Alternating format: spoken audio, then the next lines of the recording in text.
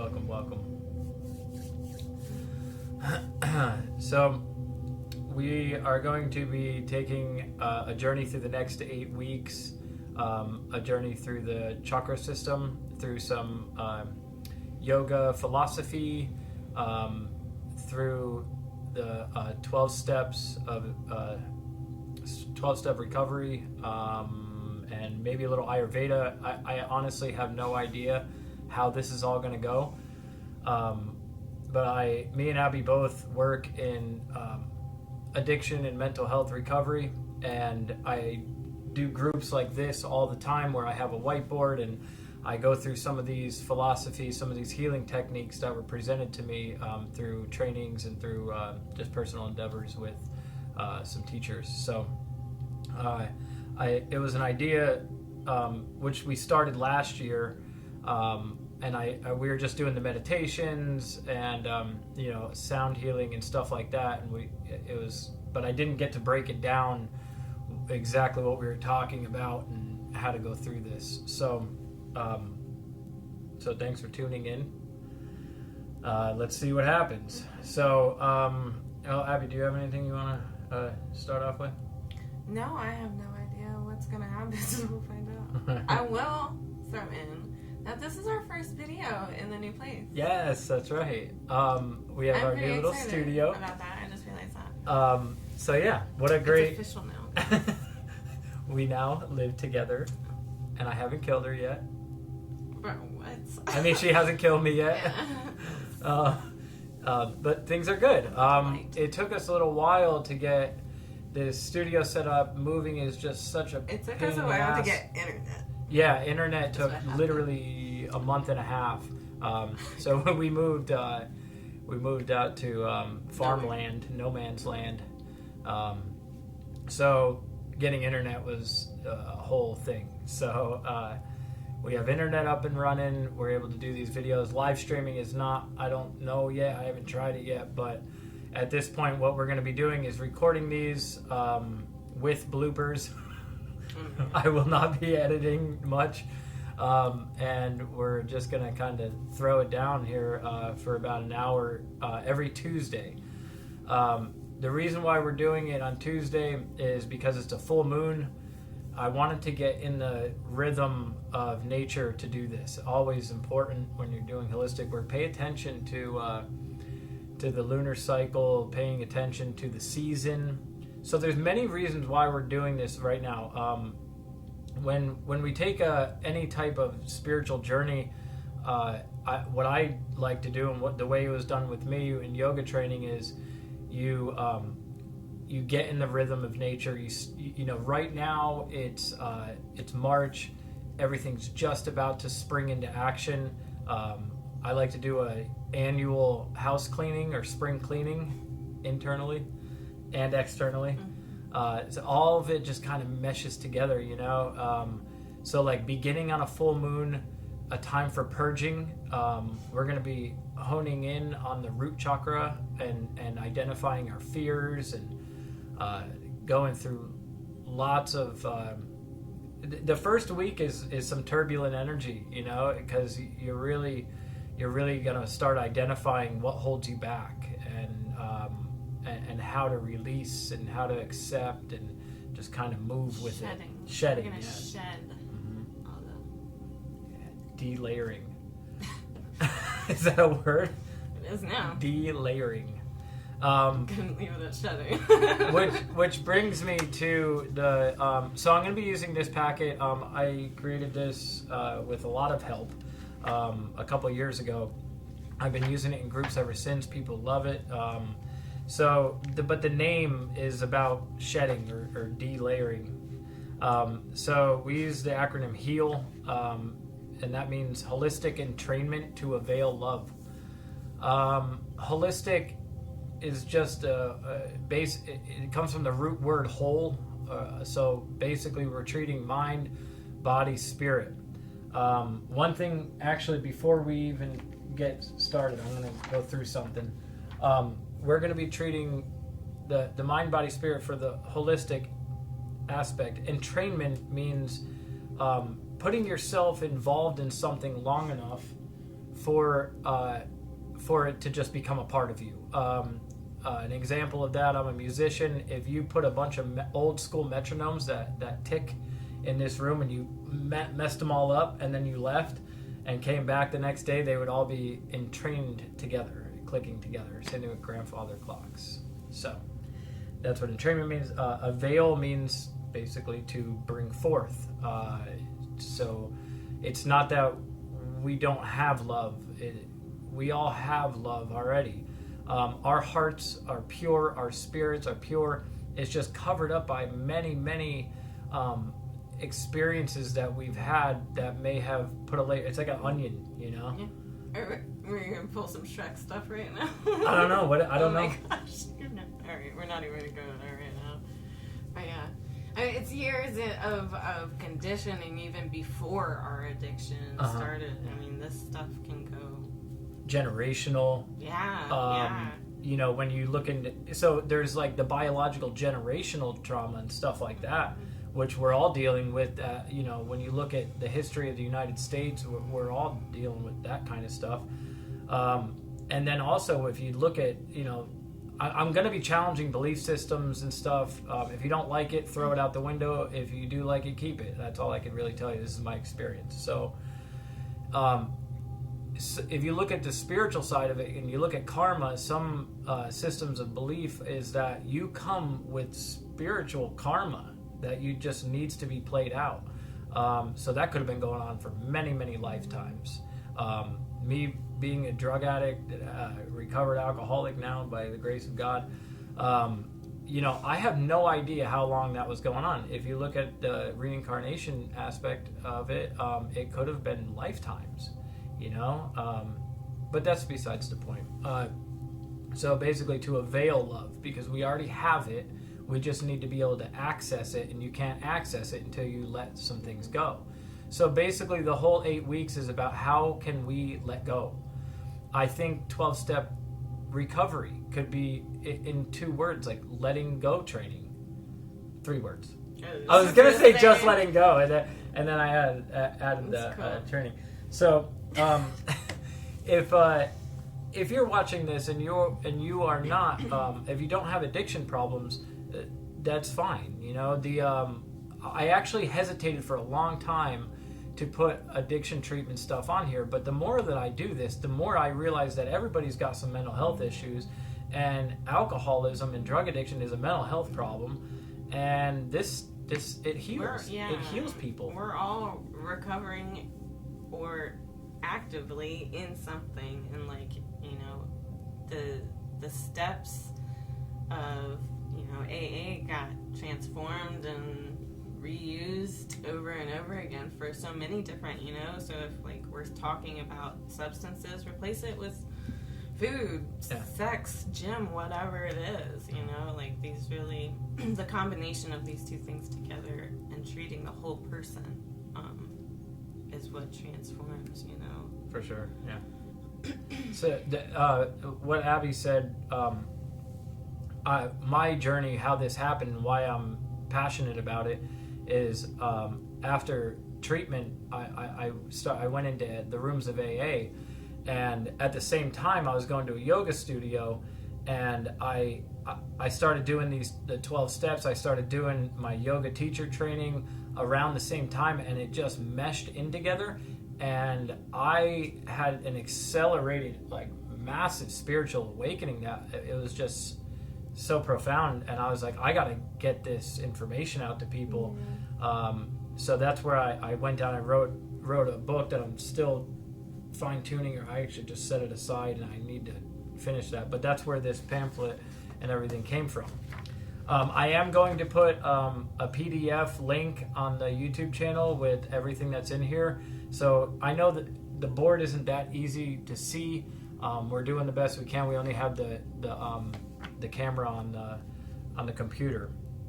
So yeah, basically what we're going to be doing is each week we're going to be going through a different chakra and applying a step with it, or maybe 2 steps, because there's 12 steps and there's the 7 chakras. And me and Abby are just going to kind of collaborate the best we can to make that effective. So And then after each session, what we're going to do is I wanted to apply a little bit of music into it. Last year I did sound healing sessions, so at any time you could reference back if you wanted a 20-minute or an hour-long sound healing. You could just go on my YouTube channel and then go back from last year and then do any one of those. So you'll see them. They're all labeled root chakra or whatever week it was. But before we go any further, due to my lineage of AA sponsors and my teachers, there's one way that I always like to start, and that's with the set-aside prayer. So if you can join me in a moment of silence first.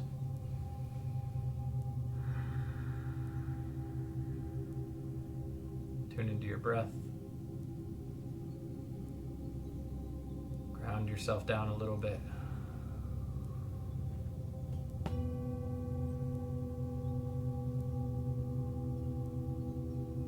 Really rooting down, feeling the connection to your body and the connection to the earth.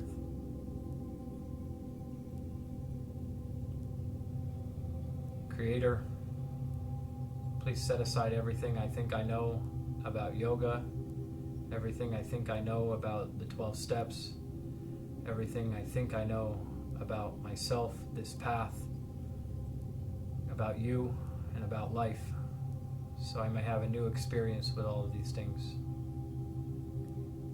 Om. So, that prayer is very dear to my heart.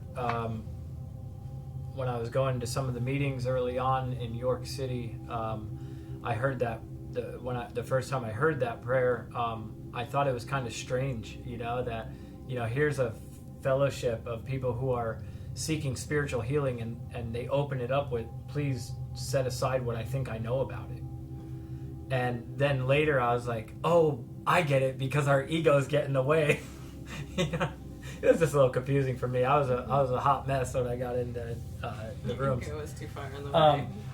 So there's one thing that I'm going to demonstrate before we get started, and that is, you'll see a symbol in the 12 steps, and you'll also see this in yoga, and that is a triangle with a circle around it. That is a horrible circle and a triangle, but bear with me. But what we're looking at here is we have mind, body, spirit. In 12-step fellowships, it is. I just want to keep them in line. Recovery, unity, service. Right? So when we're looking at something like this, like with the mind, this is your personal recovery. This has to do with the way that you personally are doing these steps or doing these practices. And so this is like the individual mind. I like to look at it that way.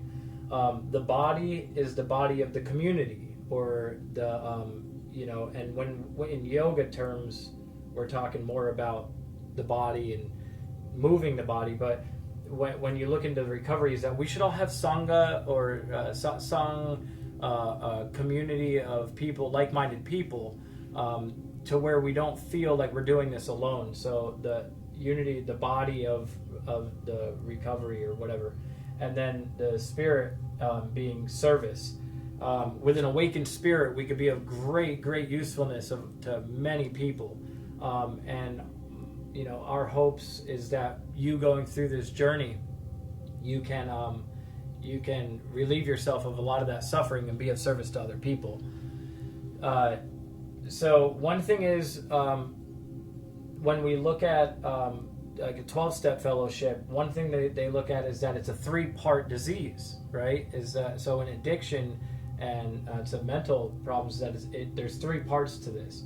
We have a mental obsession, physical craving, and spiritual malady, right? So we'll look at, I'm just going to write them briefly here. Mental obsession, physical craving,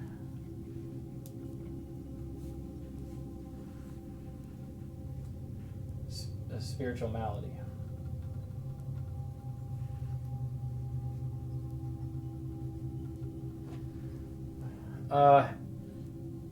So when you look at it like this, now I didn't know that, I never heard this before up until just maybe it was like 2 years ago, and I went through this whole step process again, and I had great teachers this time. So when we get that, we have mental obsession is when you are just basically possessed by craving. Now that could be anything. That could be you thinking about money too much. It could be you constantly thinking about sex. It could be constant thought about drug use. It really could be just attachment to thought itself. And then the physical craving, this ties in more to addiction. And what they're talking about there is, these are ways in which you could discover whether you're alcoholic or an addict. If you take a drink, I'm going to use alcohol mostly as we go through this. Like if I took a drink, because I'm an alcoholic, if I took a drink, I would immediately just crave more, and that's what makes me an alcoholic, is I have that phenomena of craving. So physical craving, but that would be the first one to go after you have some period of time away from the drink. But this part, this spiritual malady, this is where we need to spend the rest of our life ripening spiritually, and if we don't, then we could fall backwards again.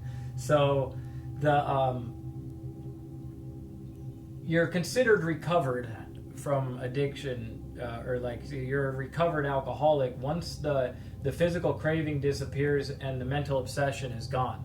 They consider you then a recovered alcoholic, which a lot of people don't even use that term, but it's written right in the book. So that, but this part is not mentioned in that recovered part. It's saying that we need to maintain fit spiritual condition, or this stuff can come back. So 3-part disease, 3-part recovery. So what we're going to be doing when we look at the chakras, we'll be going through, getting from it, we're going to be going from the body slowly up, getting to the mind, and then to the spirit. I don't know, actually, now that I think about it, I don't really know how it would go in order, but yeah, body first, the physical, and then working your way up to the mental, and then the spirit at the top. So yeah, that would make sense. So I just wanted to go over that, just for anyone who's watching that may be suffering from addiction. A lot of times this is not really explained to people, and I just wanted to explain that first before we get started. This symbol also is, sometimes you'll see it this way, sometimes you'll see with the triangle upside down, but that symbol is used for the Anya Chakra, so it's also used as a symbol of spiritual connection.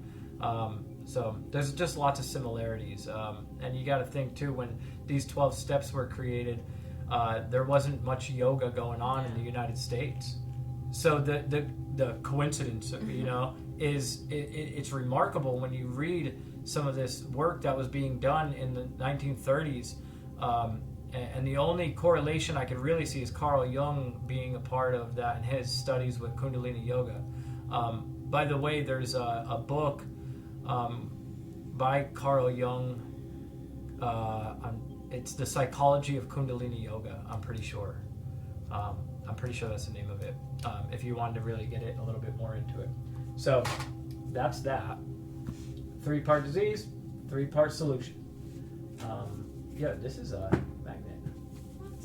Yeah, how about it? Nice. Yeah. That's amazing. So I'm gonna start taking us through the chakras here. I feel like when I turn this way, I don't know if the microphones are picking me up. I'll just talk louder. I'm sure.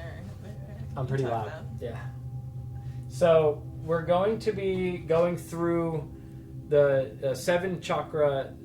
Actually, first, before I even get started on that, let's break down what a chakra is. A lot of people would not know what that is, and I'm jumping ahead here. So in the packet, I have a great explanation. I'm not going to read from that. I like to do things, just fluidly. So chakra is a Sanskrit word that translates into English as wheel. So what we're talking about here is wheels of energy. This is not, the chakras are not a physical part of your body. However, the energy connects into the physical structure. So when we go through, we have these 7 vital energy points of our bodies that help keep everything flowing together, right? One of them gets blocked, it can disturb the whole system.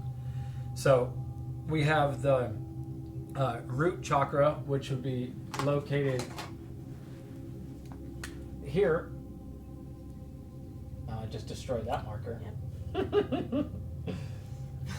It's good. It's a nice reddish black.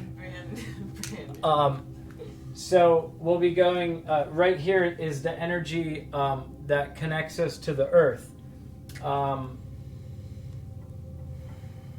It's still pretty good. So the earth, root chakra, right? Like I said, again, these are just energies that we can tap into. They're also, one thing you're going to hear me talk a lot also is planes of consciousness. Chakras are like planes of consciousness. This is like the survival. Basic needs. Mm-hmm. Food, housing, clothes, water. Kind of like on Maslow's hierarchy of needs for people who are more psychological approach. Our physiological needs need to be met first, or else you can't even begin the journey. So before we go further, do you have any good tools of how to kind of describe the chakras? I mean, no, it's exactly like how I do it, and more of like sometimes I'll describe it as like a vortex almost. I like that. Or was that a cog? Was it in the clocks kind of? Oh, you know, yeah. the gears. Where the gears connect. Yeah. I like will represent it like that. It's like they're all kind of just like spinning together, and yeah, like when you throw a wrench in the gear, it just yeah. Oh, I like that. Let me do this. So one way that I could describe these is think of a computer like circuit board or like the motherboard, right? And if you look at any type of electronics, which we are electrical beings, I think so many people like forget this. Mm-hmm. You know, we get so attached to the physical, like, oh, I'm this body, you know. But like, my body would, you take the energy out, and it would just, the body would be there, and I wouldn't. Yeah. Right. So right there, you can see the split where there's a spirit that's housing this body. You know, or an energy, and when I talk about spirit, energy, same thing. You know, God. I'm going to use the term God a lot. Well, just look at. I mean, like we conduct electricity. You know, like if I rub my feet on the carpet right now, I'm going to shock you. Yeah. You know, like that doesn't. You know, like we conduct, like, transfer. That's. I'm going to go into a lot more of this stuff in a minute. But if you look at any circuit board, it's like it comes in. And then there's usually a binding area where all the information then locks and then branches back out and then locks up again and then branches back out and locks up again. And that's just how electrical currents flow, you know? Like and each one of these areas where the electricity locks back in, it gains new information. So every single one of the chakras is a center of information. That's perfect, actually. And then once you're you get like an uploaded or a new download or upload, however you want to put it, you get some new software. Because I heard Mark H. I'm going to mention this guy a lot too. Mark H. AA speaker, amazing gentleman, passed away a few years ago. But I heard him talk about how he could accept other human beings because their download, they're doing the best. On old programming. Yeah, they're doing the best that they can, and I'm doing the best that I can. So how could I be mad at you for doing your best? You honestly don't know any better. If you did, you'd do better. And it's just like, wow, you know what I mean? So what we're ultimately going for here is, can we reach an area of spiritual connection to where we get a new download? And then all of a sudden we have upgraded software, and we're just kind of emanating like light, you know? And that's really, these energies, it's like subtle light. And what we're working on is raising this kundalini, or this energy, up the spine over the course of the next 8 weeks, and illuminating ourselves, the mind, the body, the spirit. So that's the best way that I know, and I like the gears. That's a really good one too. So you could use anything you want to, when you're doing the meditations, you know, use anything that works for you. I'm not here to tell you how to meditate or anything like that. You know, if you sit down and, you know, meditate on the chakras, you will start to feel it. You may not the first time. I did the first time, but I also have like a history of lots of psychedelic use, and I think that actually played a little bit of a role in me connecting to the spirit faster. Were you doing yoga too? What? At the time? Yeah, at the time when I first got introduced to chakras, I've been doing yoga for a few months, and see, I think that's the key part totally of it. helped. Is like through doing yoga and those practices, like you start to shed some of those things, and I think that's when it's easier to notice when things are out of balance, because like that's the thing with chakras too, is, you know, if you do think of it like a wheel, like it can, you know, if everything's balanced and flowing together smoothly, that's great. Sometimes no energy is passing through something, and so there's just a dead wheel in the middle of all these other moving wheels, or sometimes the wheel's spinning too fast, you know, that's where like or too slow. So if you know, if my root chakra is spinning too slow, you know, I'm struggling with my basic needs, with my survival, with my ability to connect with other human beings, or whatever it is, I'm probably more withdrawn. Whereas if it's overly spinning, you know, I might be like pushing people away because I'm like too in their face trying to connect to them, and like I'm still struggling with some of those basic needs, but just in a different way. Beautiful.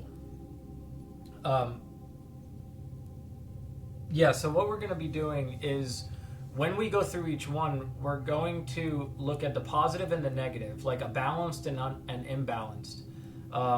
So each week is really just, how can we get this energy flowing properly, and how can we bring a harmony to about our being. So this week we're focusing on the root chakra, the first chakra. I'm gonna show you, just so I'm gonna put this up close, just so you can kind of see. I was gonna do the whole thing on there, but I'm not gonna do that. So wait, there. So this is basically where they are on the body, roughly. So when you are looking at, I'm gonna be writing on that. So when you're looking inwardly, it's funny because we want to use like an outer expression to like show you this, but really when you're looking inwardly, you are going to be focusing all your energy down right at the coccyx bone, the pelvic floor, right in between the two sit bones. So even now, if you're seated, if you're watching this, you know, just kind of like move side to side a little bit, and you could feel in between the two ass bones. There, you know what I mean? There's just like this like subtle energy. Like I said, the more that you work with them, the more that you'll feel it. There's been times where me and Abby have done a sound healing, and afterwards, it was buzzing, like just like, especially when I do drumming. And stuff I was like just gonna say, I did a drum circle this morning, and my feet were vibrating for 2 or 3 hours afterwards. Mm-hmm. You know. So the way the way in which, like I said, I'm going to put a link to these in a PDF. You can print them out, whatever. The way that I did it is I broke these down into 7 steps, and I also had this 12 steps in my background. So I use both. But the main thing is when we're looking at our survival mechanism, right? So the root chakra is this survival instinct. It's our animal instinct. And when we are, we really need to look at what triggers that, you know? What triggers my sympathetic nervous system, that fight or flight?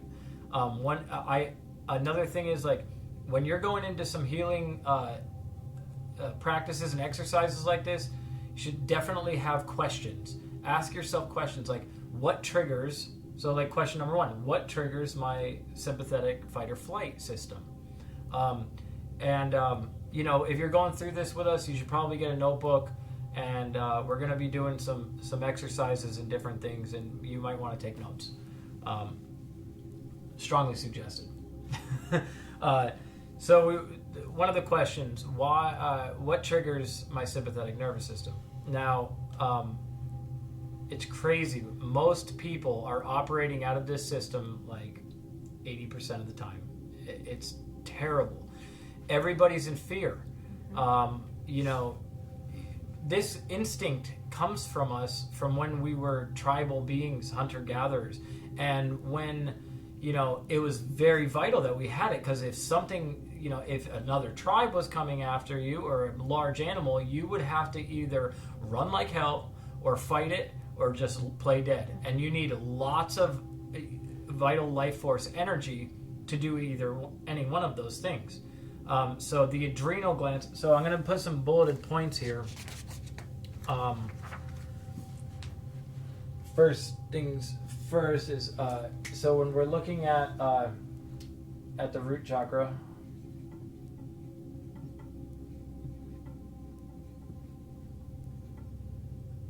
this is associated with the adrenals.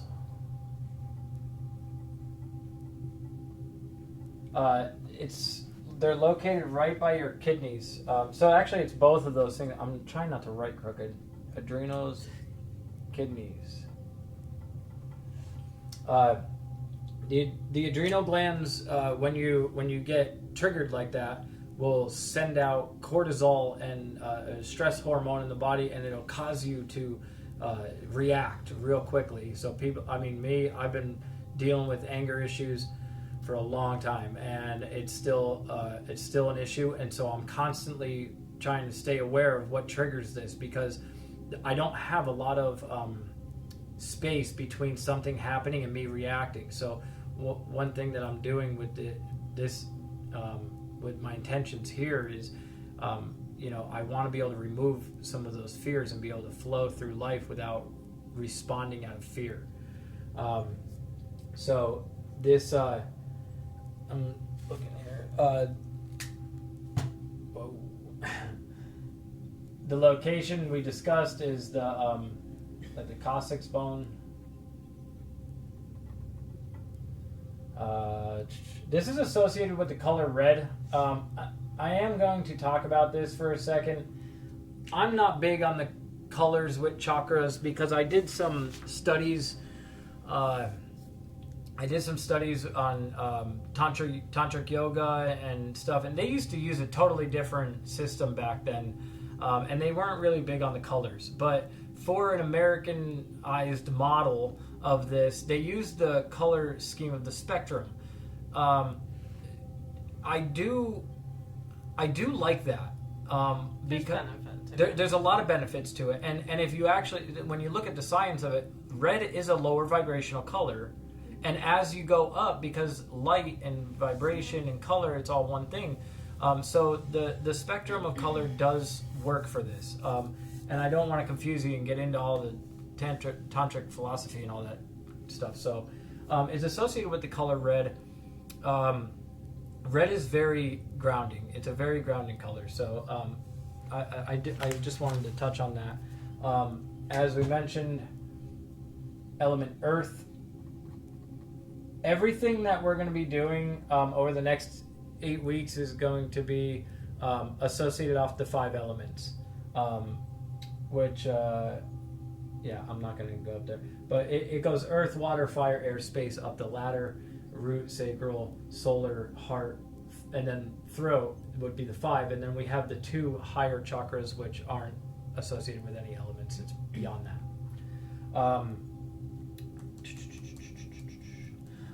This one has an animal associated with it, and that is the elephant. Now, when you look at some Hindu philosophy, Ganesha is the elephant-headed warrior god. And so this is where Ganesha kind of plays his role on removing obstacles. So what me and Abby are actually, to seal this, to do a little song and a little meditative song for you guys as the meditation at the end, because last year I didn't do any music like that, so I wanted to do something like that this round. So Ganesha is the deity associated with the root chakra, because he is known to remove the obstacles, clear the path. So where we're at right now is we need to identify what's in the path. So most of the time we're unaware, and that's why I'm going to ask you certain questions like, hey, what's blocking you from the power of the universe? What is triggering your sympathetic nervous system? Where do you find you are in most fear? So if you're taking notes, right, or I'm just going to do it here too. Over here, we're going to do a fears list, just to get a baseline. This is a little different than the 12 steps, because in the 12 steps you don't do a fears list until the 4th step. But when it comes to the holistic healing in this term, I think we really need to be awareness first. We really need to be aware of these things before we go any further. This is associated with the sense of smell, like Abby's feet. Smell like roses. This is very funny to me, because a lot of times I'll smell something like a fire burning or I don't know, it could be anything, and it takes me back into some past experience, The strongest sense tied to memory, as well as like it can bring you I had a client one time, a couple of different times actually, but we used a scented oil because she's starting to disassociate and like come back, and we brought out her oil, and like she was like, oh okay, not quite that like smooth, but essentially like brings you right back to, oh, I'm right here right now. So yeah, this is good. This is good to know on what you were talking about. It's good to know what smells bring you calmness, and what how to use that. We're going to be talking about lots of different things. Aromatherapy. We're going to be talking about meditation practices. Sound as a way to bring balance, and as we're with these videos, if you have anything that you want us to touch on, please just leave a comment or something like that, and then we will we'll be sure to, or questions, if you have questions, leave a comment. We'll answer any questions that you have. I'm just going by the seat of my pants. I have absolutely no idea how any of this is really gonna pan out. But so anyway, to keep it moving, the survival.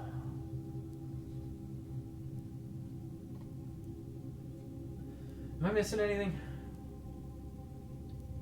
Abby? I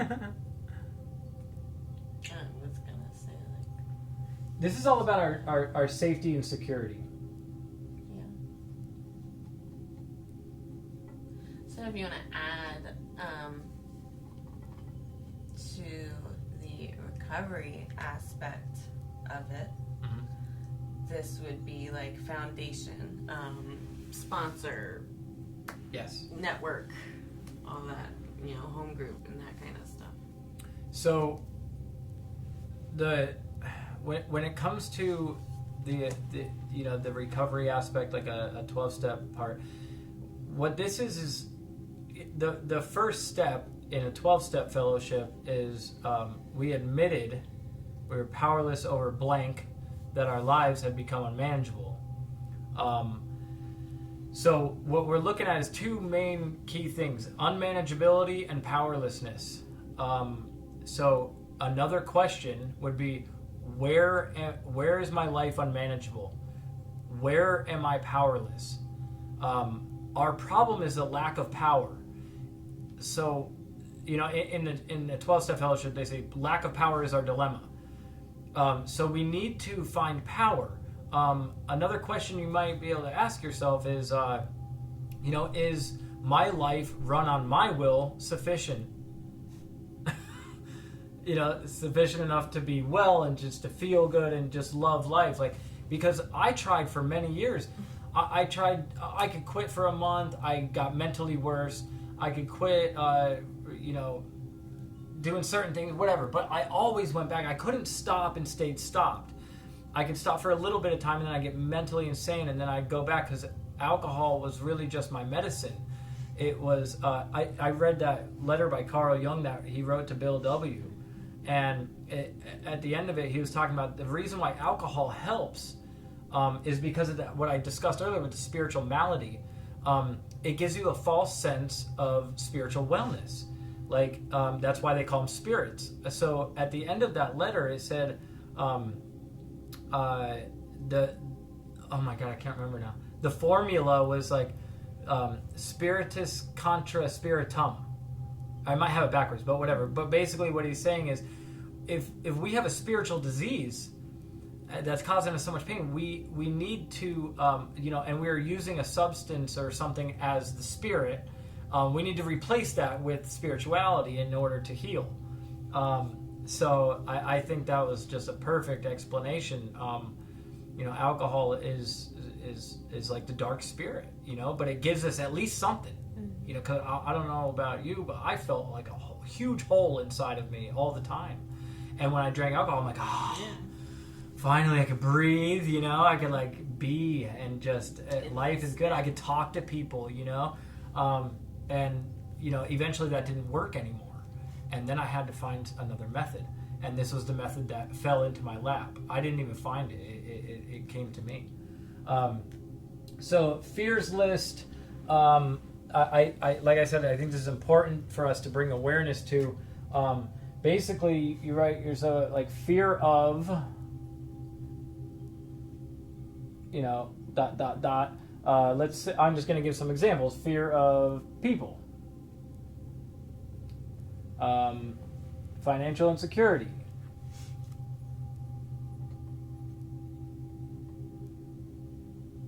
Abby, give me one. Failure. Success.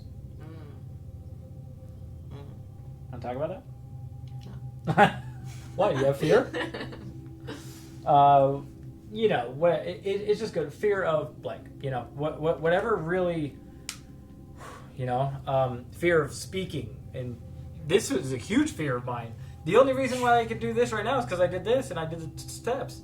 Now I just honestly, I don't give a shit what you guys think about me, and that's Dude, so free. Even a year ago, like I wouldn't. It has been. I think my channel, the YouTube channel, has been up for about a year and a half. And when a couple of the clients that I at work asked me if I would put some meditations on there, or just, you know, record some so they could have them when they leave. And the first couple, even just recording it without going live, was like nerve-wracking. I had to start over all the time, and I'm like, oh, I sound stupid and da-da-da. And eventually I started going on live, and if you look at one of the first live ones, I said that. I was like, I'm only doing this to break this fear. because the only way through it is to go through it. And so that's how this all happened. So fear is our problem, rid us of fear, and then all of a sudden the spirit just shines out, So now this is just information. The information is that there's an energy that's deep down, locked at the base of our spine and spinal cord. I'm gonna keep going with this. Now this is highly potential energy, but it's dormant. So what we're looking to do is awaken that and then allow it to start moving. Practices of yoga, of meditation, just cleaning up, some of the past, things like that, all allows it to then start to surge upward. So Kundalini yoga is a practice of doing this. Now, if you want to get into that, you can. Kundalini in America is totally washed down. Should I keep my judgments out of this? Anywho, Kundalini yoga is wonderful. Facetious about it. The thing is, it's just like anything else. It's a way of kind of forcing this to happen, I think. But one thing I do love about Kundalini yoga, they get really deep into mantra, and they get into pranayama and the breath practices, and all of it is very beneficial. I actually studied Kundalini yoga. I thought about doing a teacher training on it. My teacher, John, gave me some real truth about it. That kind of deterred me from it a little bit. But if you look up what Kundalini was in ancient India, in northern India, it's Tantra. So if you really want to know what Kundalini's all about, just look up more of Tantra. I just want to give some solid information because there's a lot of misinformation out on the internet of what Kundalini yoga is. Basically, they took Tantra and then they took Sikhism and they combined it. One yogi and then came over here and said, "This is it." But Tantra is more rooted in truth about that. So, with that being said, what we're doing is we're trying to awaken the spirit. When we look at the 12 steps, we're looking at step 1, the unmanageability, powerlessness. What's funny too is I always point this out. It says we admitted we were powerless over whatever dash that our life had become unmanageable. But the part that I always emphasize is that it says we admitted we were powerless. So when they were writing down these steps, these were people who were recovered.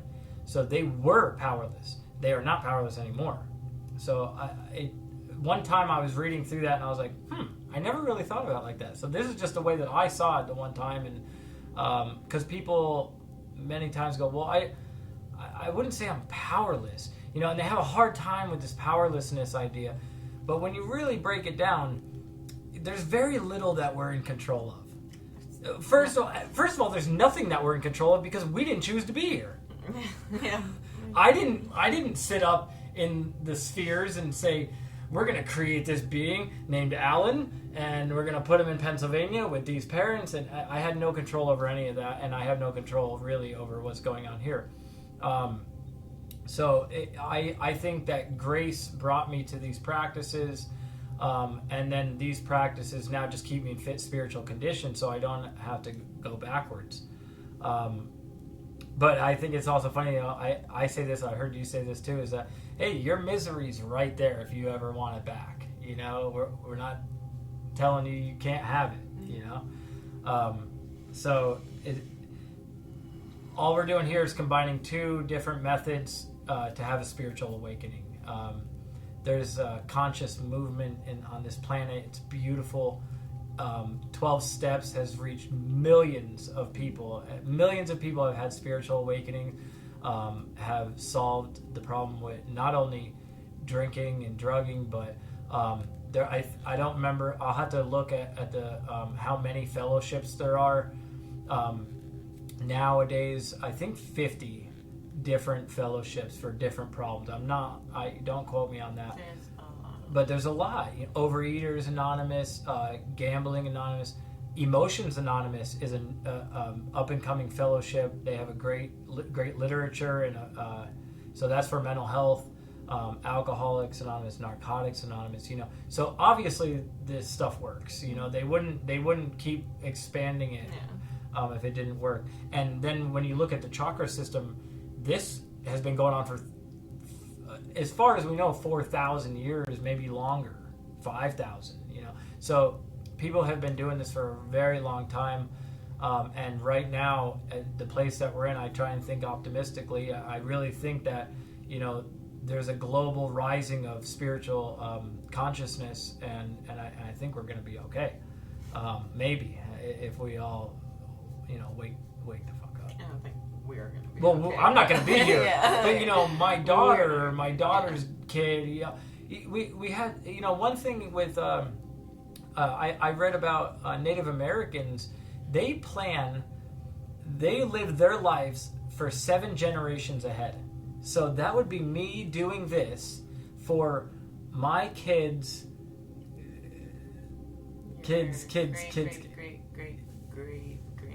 grandchild. Yeah.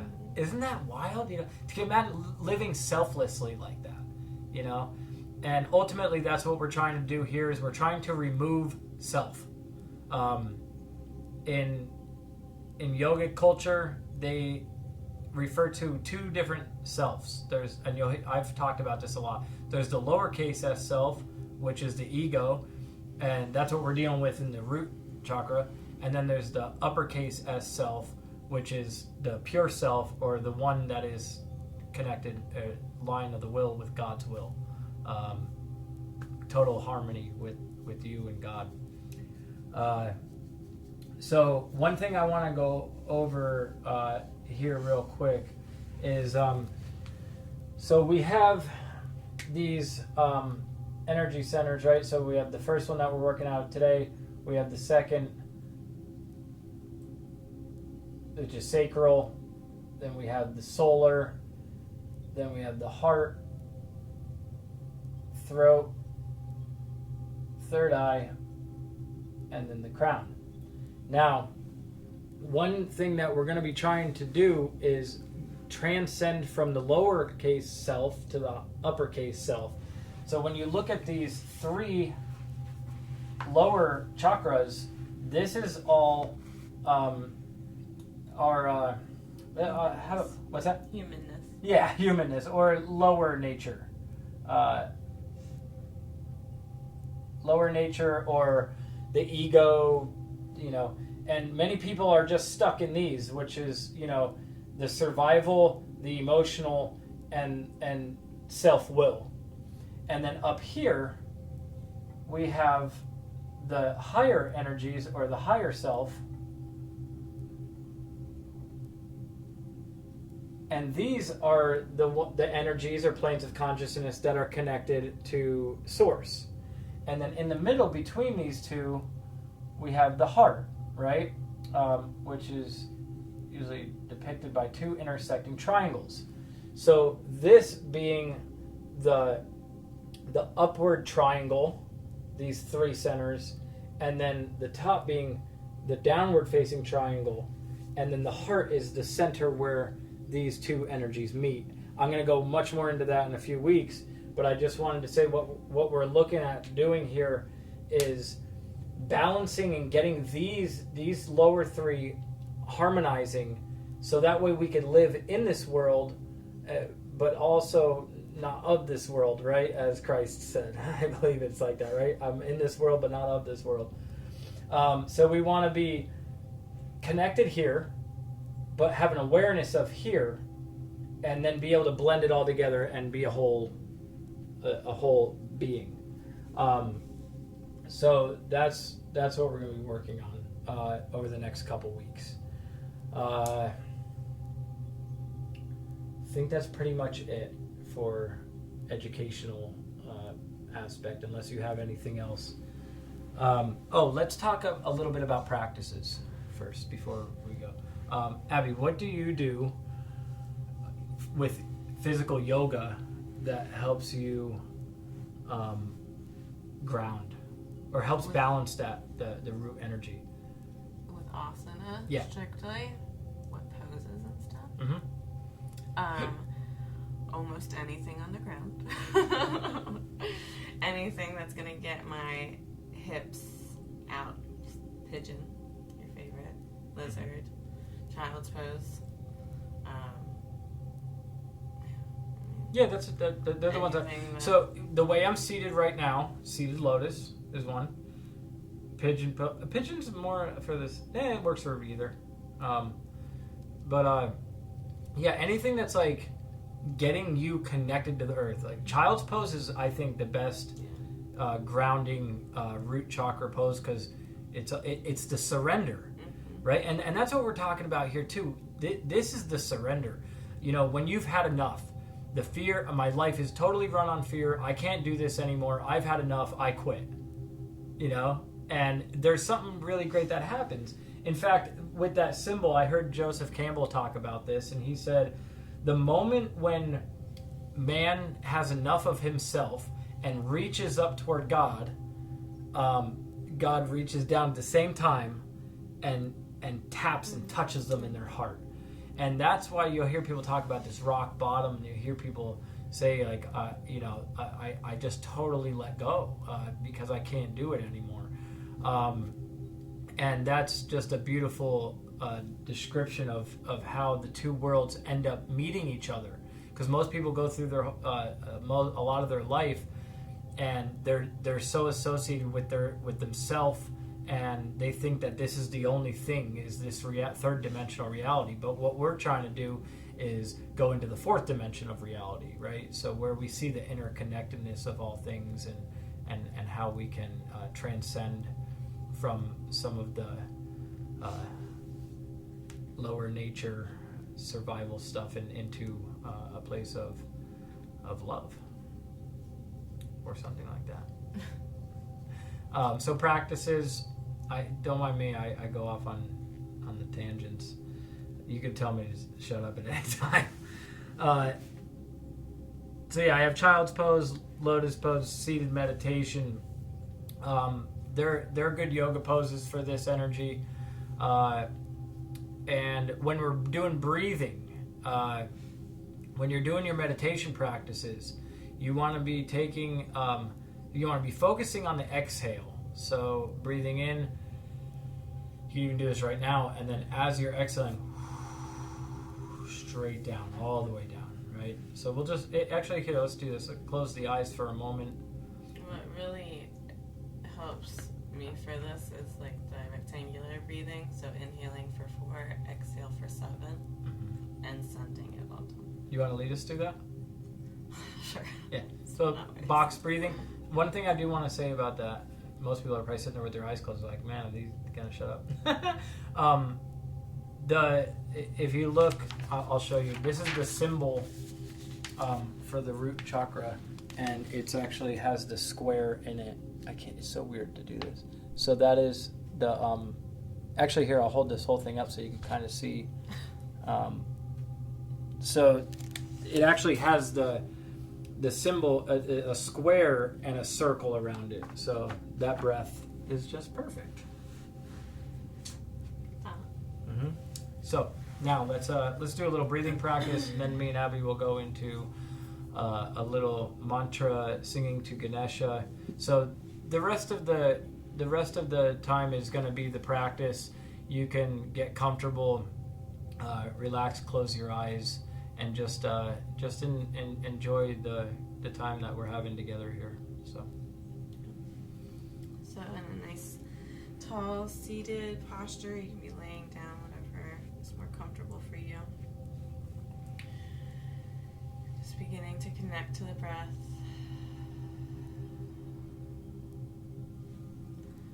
Focusing on where your body meets the floor, chair, the bed. And we'll take a nice deep breath into the belly. Inside out.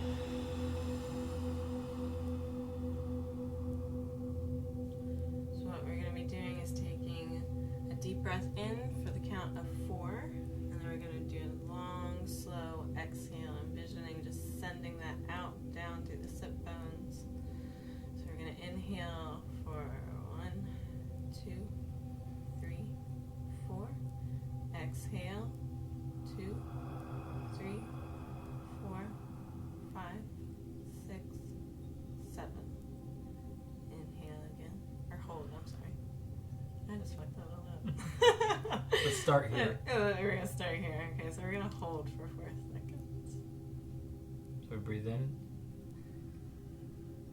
2, 4. Hold. 2, 3, 4. Exhale for 7. 2, 3, 4, 5, 6, 7. Hold. 2, 3, 4, 5, 6, 7. In.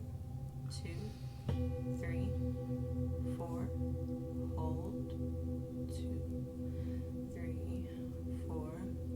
Exhale. 2, 3, 4, 5, 6, 7. Hold for 7. 2, 3, 4, 5, 6, 7. Inhale 4, 2, 3, 4. Hold for 4. 2, 3, 4. Exhale 2, 3, 4, 5, 6, 7. And go ahead and take a nice deep breath in down to the belly. And again, side out.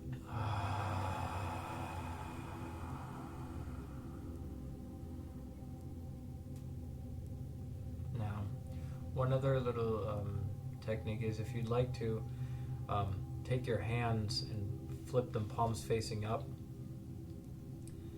And we're going to breathe in and lift the hands up just to about the shoulders or the heart level.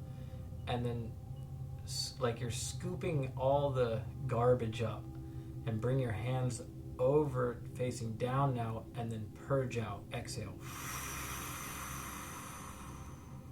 Flip the palms up, breathe in. Pulling all the stuff together. Exhale, down and out.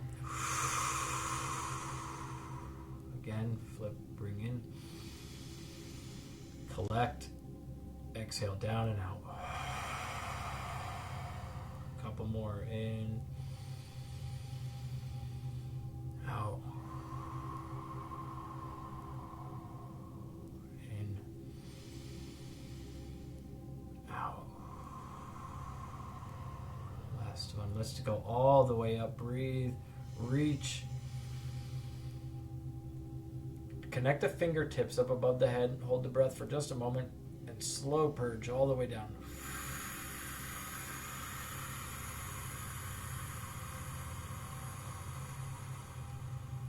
Place your hands straight down onto the ground. Relax the shoulders. Let your breath come back to a natural pattern. Feel your connection to the earth. You take a moment. Thank the Great Mother. Ask for her healing and her blessings.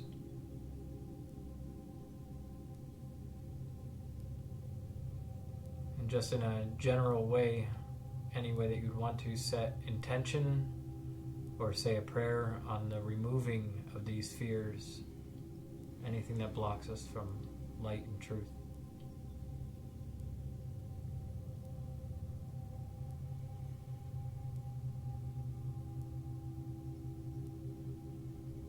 And slow breath in. Slow breath out.